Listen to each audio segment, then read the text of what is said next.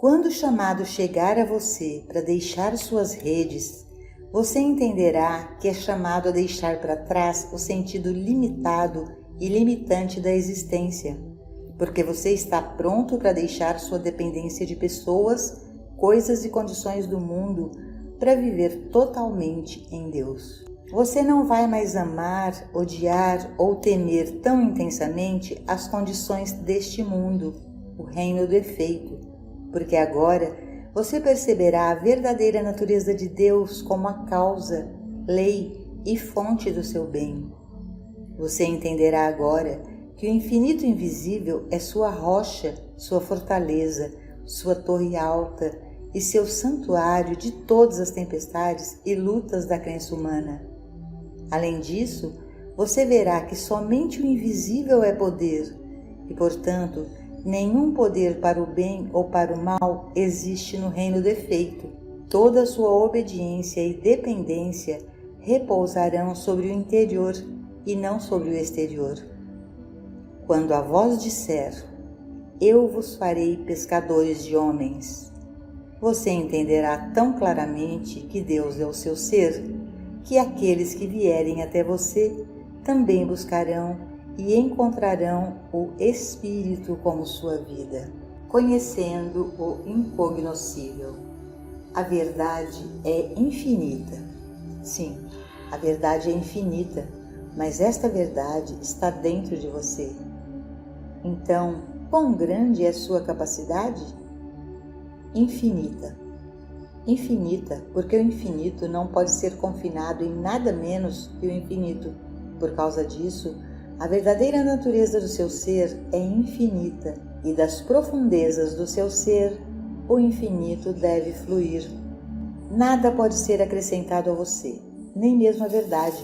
Portanto, a única verdade da qual você pode se tornar consciente é a verdade que já está dentro do seu próprio ser. Há muitas maneiras de trazer a verdade à consciência e à realização consciente, trazendo-a à expressão e à atividade. É possível se retirar para uma montanha ou um vale em algum lugar, ficar em uma pequena cabana por 1 mês, 6 meses, ou 1 ano, ou 2, e apenas meditar dia e noite e dia e noite, permanecer sozinho, longe do mundo, levando talvez apenas um livro de escrituras, meditando, permanecendo em silêncio e em paz, orando e orando e orando. Por fim, a verdade que está dentro da sua própria consciência começará a fluir, a se desdobrar, a surgir e a se revelar. No final, se você for fiel e perseverante, conhecerá toda a verdade que já foi revelada desde os primórdios da civilização. Essa é uma maneira. Outra maneira é seguir algum sistema de ensino espiritual no qual há um professor com uma medida de consciência espiritual que, através de sua palavra escrita ou falada, é capaz de abrir a consciência daqueles que vêm até ele. Um estado de consciência divina iluminada pode ser para milhares de pessoas que desejam a iluminação, o que a luz do sol é para o broto, abrindo-o na flor. Eu, quando for levantado da terra, atrairei todos os homens até mim. Eu, se for levantado, pode atrair todos aqueles que estão pesquisando e buscando ao meu nível de consciência. A ninguém isto se aplica mais apropriadamente do que ao professor de sabedoria espiritual.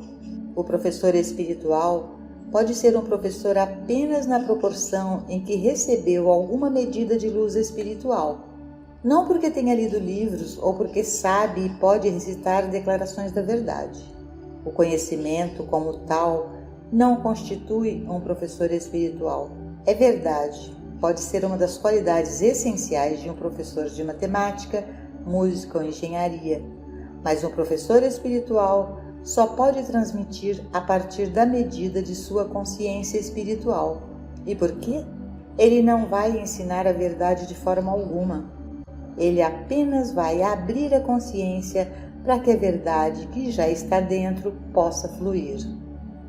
Quando a verdade for reconhecida como parte integrante do seu ser, nem mesmo a busca da verdade será deixada para você. Como você pode procurar e buscar aquilo que já está incorporado em sua própria consciência?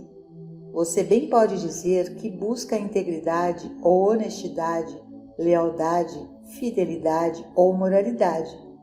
Você está buscando essas coisas?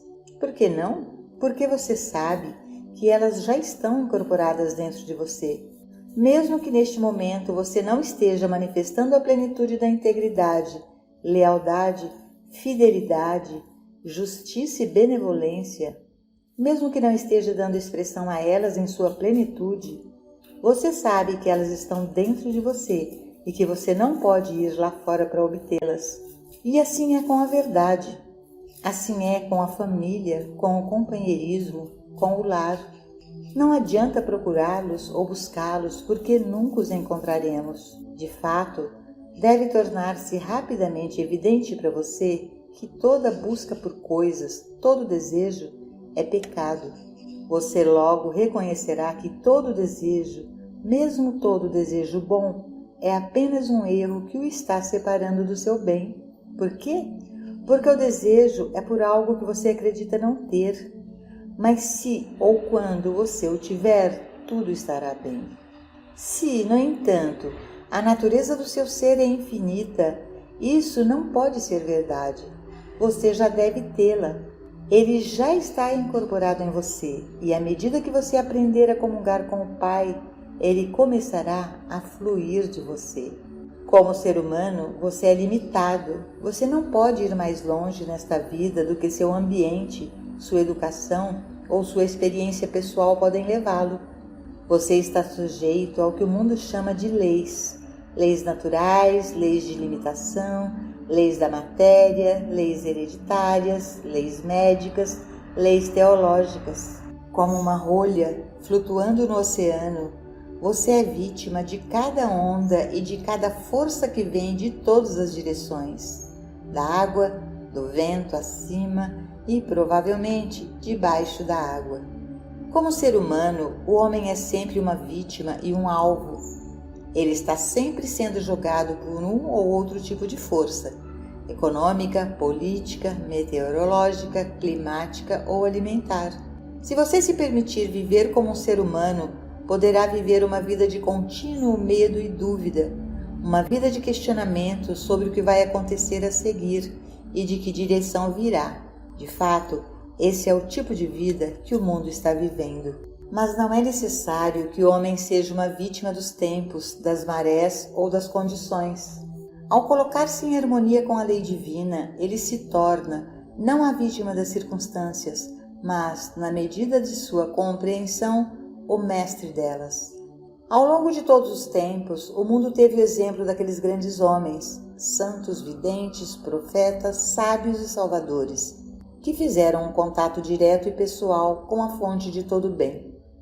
Além disso, há uma extensa literatura repleta de relatos daqueles que poderíamos chamar de homens e mulheres comuns que também fizeram esse contato com sua fonte e que então começaram a mostrá-lo em sua vida diária, permitindo-lhes ser uma bênção para todos aqueles que se encontravam ao alcance de suas consciências. Infelizmente, no início, o único meio que esses indivíduos tinham para transmitir suas experiências era através da palavra falada, e por esta razão, somente aqueles que podiam vir pessoalmente à presença dos grandes mestres do passado podiam receber a bem-aventurança ou bênção deste contato. Como a imprensa gráfica trouxe a disseminação mais ampla da literatura bíblica e de outras literaturas inspiradoras e espirituais, tornou-se possível que mais pessoas tivessem pelo menos algum contato com a letra da verdade, e em menor grau, até mesmo com a consciência dos escritores da verdade. Por essa razão, durante os últimos 500 anos, muito mais pessoas aprenderam a se tornar um com o infinito invisível. Hoje é possível para qualquer pessoa trazer a graça divina ou o poder do infinito em sua experiência individual, e assim ser menos limitada e menos dependente de fontes e recursos humanos do que foi até então. Cada vez mais pessoas estão sendo libertadas das limitações do senso pessoal, isto é, das limitações de seu eu pessoal, do que jamais foi verdade na história do mundo. Mas mesmo sendo muitas, ainda não é o suficiente. As possibilidades são tais que cada pessoa pode ser a saída para este amor, graça, poder e benevolência, e não há mais razão para restringi-lo a alguns poucos professores ou líderes, a alguns salvadores ou messias, ou a alguns santos ou videntes. Em algum momento, acreditava-se que somente aqueles chamados à vida religiosa poderiam desfrutar desta união consciente com Deus e que, através deles, seus rebanhos poderiam se beneficiar vicariamente.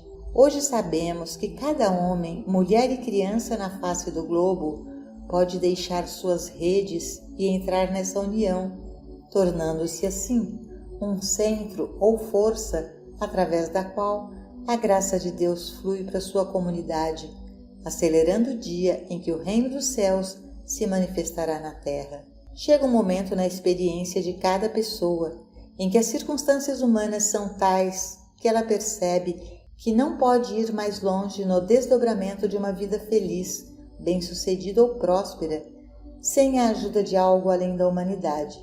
E é em tais momentos que ela pode se voltar para a busca do que ela chama de Deus. Alguns poucos são os que encontram Deus, mas há muitos mais que não o encontram. Provavelmente, a própria palavra Deus impede que muitas pessoas o encontrem, porque esta palavra recebeu tantos significados de natureza supersticiosa que muitas vezes se perde no caminho. Em outras palavras, em vez de ver o homem feito à imagem e semelhança de Deus, o que normalmente fazemos é ver Deus feito à imagem e semelhança do homem. Se quisermos ter sucesso em nossa busca por Deus e alcançar a unidade consciente com nossa fonte, devemos ir além do Deus mítico das recompensas e punições, além da fé em algum ser distante, que não é senão fruto da imaginação e da superstição. Provavelmente, se não houvesse tantos ensinamentos falsos sobre Deus, não seria tão difícil encontrá-lo. Se fôssemos suficientemente sábios para seguir os ensinamentos bíblicos e místicos, aprenderíamos a não procurar Deus do lado de fora, mas nos voltaríamos para dentro até que a revelação do verdadeiro Deus viesse de dentro do nosso próprio ser. Jesus não ensinou que o reino de Deus está dentro? Mas não temos cometido o erro de orar a um Deus separado e à parte de nosso próprio ser? Não é todo senso de discórdia em nossa experiência mental, física, financeira e emocional apenas um sentimento de separação de Deus? Este sentimento de separação que entretemos não é de nossa autoria. Isso foi feito por religiosos há muito tempo atrás.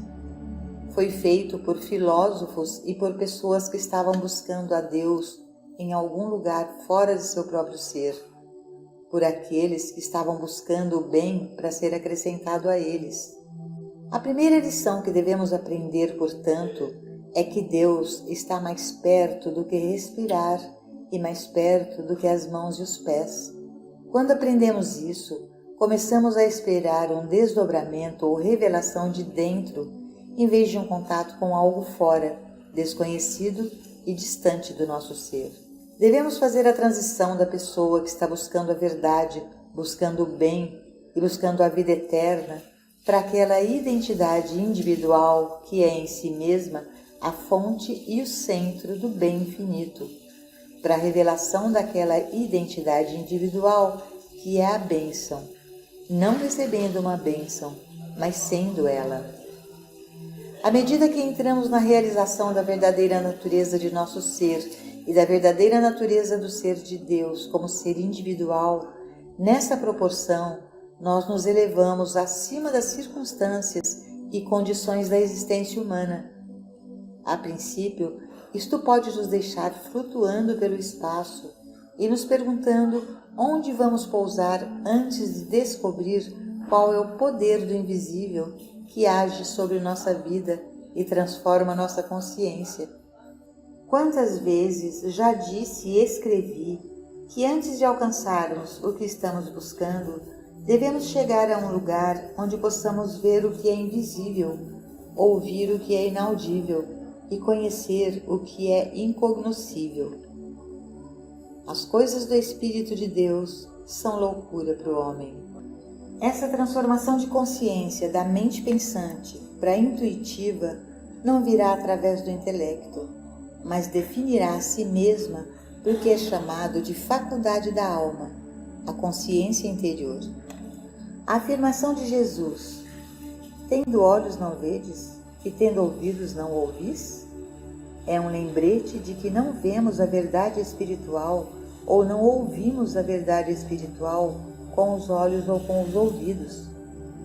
Há uma consciência interior, uma faculdade espiritual que recebe e interpreta a verdade para nós. Podemos chamá-la de Deus, podemos chamá-la de amor divino, vida universal ou o Espírito de Deus. Entretanto, independentemente do nome ou termo que utilizemos, estamos reconhecendo que existe um centro de inspiração. Estamos reconhecendo que de nós mesmos nada podemos fazer, que é o Pai dentro de nós que faz as obras, que o Cristo vive nossa vida, significando o Espírito de Deus em nosso ser individual ou consciência individual. À medida que reconhecemos que existe essa infinita fonte de inspiração e todo o bem, passamos ao próximo passo e percebemos que, na medida em que esse bem infinito entra em nossa experiência, à medida que reconhecemos que existe essa infinita fonte de inspiração e todo o bem, passamos ao próximo passo e percebemos que, na medida em que este bem infinito entra em nossa experiência, trazemos à tona a beleza e a generosidade desse infinito. Sem ela, não seríamos nada. Sem ela, não poderíamos fazer nada. Tal ensinamento é transcendental e é uma inversão do senso comum da existência humana. Por exemplo, o conceito mundial do suprimento é que nós temos que sair e obtê-lo. Temos que trabalhar por ele, planejar, esquematizar ou roubar, mas de uma forma ou de outra nós temos que o obter. Este ensinamento inverte isso e diz que o fluxo do Espírito de Deus em nós é o segredo do suprimento, mas isto é algo que dificilmente poderíamos sair e contar ao homem na rua. O mundo também acredita que os remédios materiais são absolutamente essenciais, então não seria tolice tentar dizer a alguém que deposita sua fé em tais remédios que, por mais eficazes que sejam, existe uma maneira mais eficaz? Quantos deles poderiam entender isso e aceitar tal ideia? Ora, seria tão ridículo como dizer que não é necessário rezar a Deus pelo nosso bem. Sei disso porque, quando fiz esse tipo de afirmação, vi o choque no rosto de pessoas que estavam bem treinadas em crenças religiosas. Não rezar a Deus pelo nosso bem? Impensável. Mas como podemos pedir a Deus algo que Deus deve saber que já precisamos? Deus não é onisciência, todo conhecimento, toda sabedoria? E se Ele é, não é pecado a oração que pede, implora e suplica a Deus pelas coisas deste mundo? A oração, porém, que se volta para o Pai e pede: abra meus olhos, ilumina-me, dá-me luz, seja uma luz dentro de mim, brilhe e se expresse através de mim, prepara-me para ser um veículo melhor para a tua graça, um melhor servo da tua vontade. Aproxima-se de forma mais elevada de oração, que é a comunhão com Deus. É como a relação que existe entre duas pessoas que se entendem profundamente e que se sentam numa montanha ou junto a um riacho, olhando para a paisagem, desfrutando das grandes delícias das montanhas. É como a relação que existe entre duas pessoas que se entendem profundamente e que se sentam numa montanha ou junto a um riacho, olhando para a paisagem, desfrutando das grandes delícias das montanhas, dos vales ou do mar, sem que nenhuma palavra passe entre eles, mas olhando um para o outro de vez em quando, em alegria mútua por esse grande privilégio de contemplar a obra de Deus. Duas pessoas tão completamente em sintonia que há apenas um lembrete ocasional. A lua não é linda? As estrelas não brilham intensamente esta noite? Apenas algumas palavras como estas e há comunhão.